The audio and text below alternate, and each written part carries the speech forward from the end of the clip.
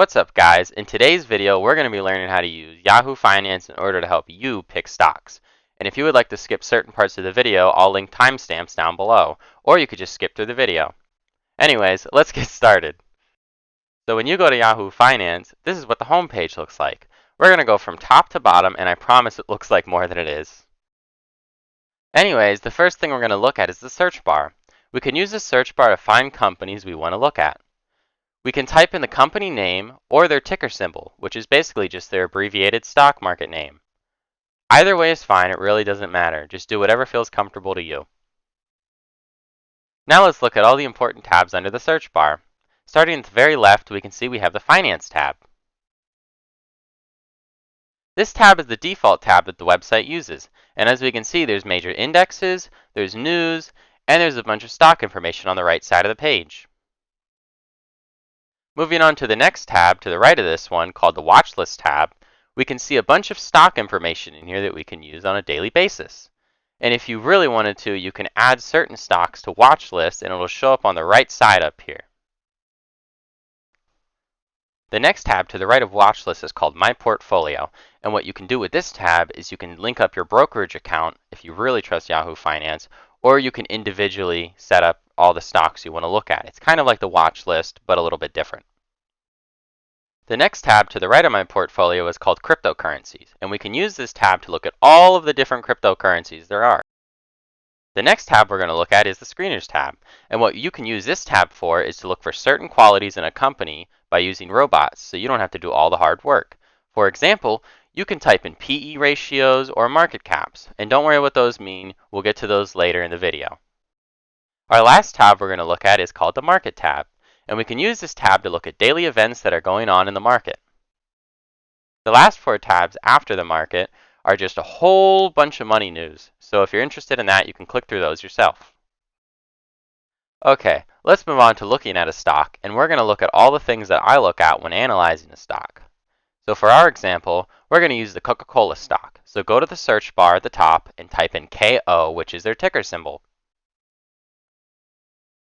Let's stay on the Summary tab for now because this is where the most important information is. Don't worry though, we'll get to the other ones too. The first thing we're going to take a look at is the mini chart right there in the middle of the screen. And we're going to look at the different timestamps to see how the stock has been doing over time. So for our example, we're going to look at the 6 months one. And as we can see, the stock has been doing pretty well. Also, if you are curious, YTD means starting from the first month of the year, which would be January, all the way up to the current time. If we're happy with the company's stock, let's then scroll down to the summary page and read what the company is all about. And if you're really happy with what the company is about and you fully understand it, we can then scroll back up to a little bit more to the financial bars. This first mini graph shows us the difference between revenue and earnings of the company over annual or quarterly. A good company should have a constant growth in both of these bars, and the only excuse would be something like some crazy financial crisis like the COVID-19 pandemic. If everything seems to be looking good on the revenue to earnings chart, we can then look right above it at the earnings per share chart. If they're meeting their marks, then that's a great sign that the company's doing well. And if they're over meeting their marks, like they're going over it, that's a great sign. But if they're under it, that's pretty bad, so you might want to be concerned. If everything that we just went over looks great, we can then scroll back up to the top and look to the left of the graph and see all the numbers and ratios that will help us determine if the stock is a good pick. Starting on the top left side, we can see previous close, which is what the share price was at the end of the last trading day. Next we have open right under that, and that's what the share price was starting at the current trading day. Next down the line we have something called bid, and this is the highest price that someone is willing to pay for the stock and how many stocks they're wanting to buy. Right under bid we can see ask, and this is the cheapest someone is willing to sell the stock for and how many they want to sell. Next up, we have days range, and what this is the lowest the stock price was during the current trading day, compared to the highest the stock price was during the current trading day. Next up, we have the 52-week trading range, and what this is basically the lowest the price of the stock has been throughout the entire year, compared to the highest price that the stock has been throughout the entire year. After that, we have volume, and volume is the amount of people that bought or sold their shares during the current trading day. Right under volume, we have average volume.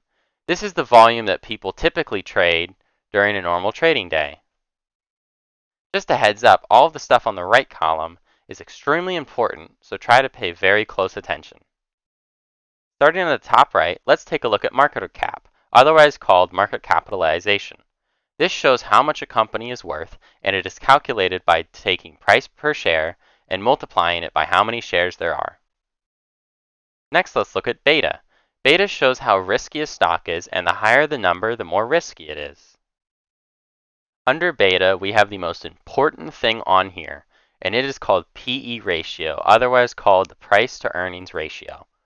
And this ratio is used to determine how expensive a stock is, and it is calculated by taking the price per share and dividing it by earnings per share. Also, in case you were wondering, TTM means trailing 12 months, so this is taking all the information from the past 12 months. Next, let's take a look at EPS, otherwise called earnings per share. This is calculated by taking the amount of earnings over the entire year and dividing it into the number of shares that there are. EPS is a great indicator to see how well a company is doing financially. So if it's super high up, that means it's great. If it's in the negative, that means that the company is losing money. Under EPS, we have earnings report, which is basically a rough estimate of when the next quarterly earnings report is to be released by the company. Next up, we have forward dividend and yield. And what this is basically what a company is expected to pay out in dividends. The number outside of the parentheses is what is expected to be paid, and the number in the parentheses is the percentage of the number that is expected to be paid. Moving on, we have the ex-dividend rate, which is the date that you need to own the stock by in order to get the next dividend. The last thing on the column is the 1-year target estimate, which is basically what a bunch of analysts think the stock price will be in about a year from now. If we are happy with all the numbers and ratios there, we can then scroll down a little bit and look at the press releases. If we're happy with the press releases, we can then move on to extra information that most people don't need, but if you want to dig a little bit deeper, you can stick around. Let's look back at where the Summary tab is and look to the right of that at the Charts tab. We can use this tab for technical analysis, such as looking for bearish or bullish trends, or we can use their indicators and other tools that they have to see if we like the stock. The next tab is the Conversations tab, which is basically just a forum where people can post things about the stock. Next, we can see the Statistics tab, which shows all of the company's statistics. The next tab we're going to take a look at is the Historical Data tab, and what this tab shows is all of the history from the stock. Moving on to the next tab, we can take a look at the Profile tab, and what this tab shows is all the executives and their info, and some other things about the company, like where the company is headquartered and a little description about them. The next tab that we're going to look at is the Financials tab, and what this tab shows is the income statement, the balance sheet, and the cash flow of the company. The next tab we're going to look at is the Analysis tab, which shows everything about revenue and earnings of the company. Next, we have the Options tab, which shows what people are trying to buy the stock for. After that tab, we have the Holders tab, which shows what percentage of the company is owned by company insiders, institutions, and mutual funds. The last tab, called Sustainability, basically just shows us how risky a stock is and how sustainable the company is. Congrats! You learned how to quickly analyze a stock through Yahoo Finance and a few other things too. I hope this video helps you on your future investments.